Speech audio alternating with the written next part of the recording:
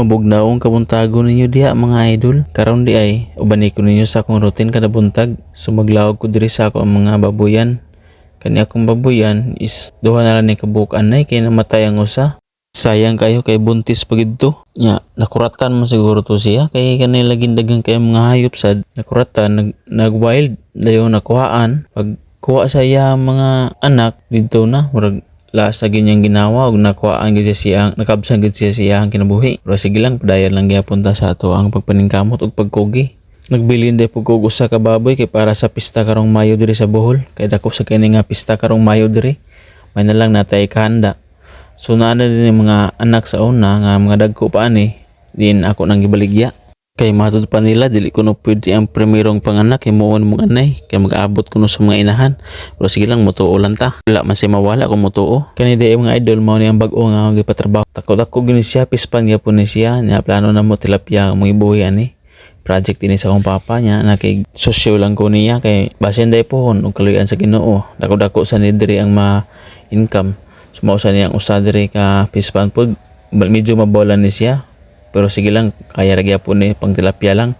Goods na kayo na. Mao din ang supply sa mga tubig mga idol para sa panghugas, pangligo, para sa kung mga baboyan. Mao ni ang tabay nga lawom sa kayo, dili sa ni siya mahubas bisag unsa pa kainit. Indot kani dire kay bisag unsa pa imuhang buhaton sa tubig dili ka masayangan kay daghan man. Kani plano nako diri buhian ako gagmay nga isda. Pang show lang ba or pang design lang ug di anta magdugay kay na para batay isda nga lawgan. Ginahini na ta diri og panglawg sa tong isda kay basi kasapan ta panggutom na siguro ni. Sumao din ni diri ang mong ispan nga nagsige gyapon og padayon og buhi na mong isda. Balik at extension lang to namo katong bag-o na mo nga gipahimo pero dako gid to siya. Kinahanglan gyud nga mosugal ta sa ato ang kinabuhi mga idolo. Okay, kung wala kay buhaton, wa sa kay pabuton. Kung wa ka gitanom, wa sa kay anihon. Mao gyud ang ilang kanunay nga gistorya.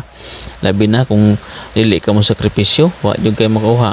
Mas maayo nang mosugal ta sa atong kinabuhi. Kay kung binasun ta, mas maayo sad. Kung mapildi sad, sige lang padayon ra gyapon. Mas maayo man ang motika og risk para nasa kay pabuton kaysa wala lang kay buhaton, di ba? So sige lang, kani diri nga mong gibutan diri nga tilapia is 500 ni kabuok. So dili lang ni mao ang pispan diri nga gibuhian napaday sa ubos. So kani sa diri nahugaw na kay naagbungan day og dahon sa lubi.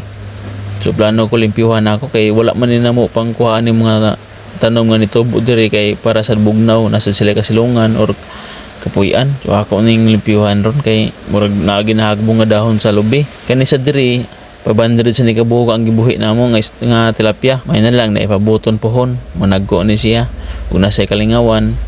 Pwede sad ka makabaligya nasa pwede sad nga pangkonsumo gamit yung kayo mas mayam gina nga na yung kay invest kay para nasa kay pabuton kaya ang uban mahadlok lagi mo sugal silang kinabuhi kay basin kuno og madawon pero mas maayo man na kaysa magsige ra kag puyo sa balay dili mo tubo ang imong kwarta o wala kay pabutong kwarta ay moabot ug wala siya makuha kay wala man gamot og risk. Pero sige lang, padayon ta sa itong kinabuhi. Yahay lang ito paningkamot mga idolo. Basin dayo, grasyanta pohon sa Ginoo. Maora mo gina.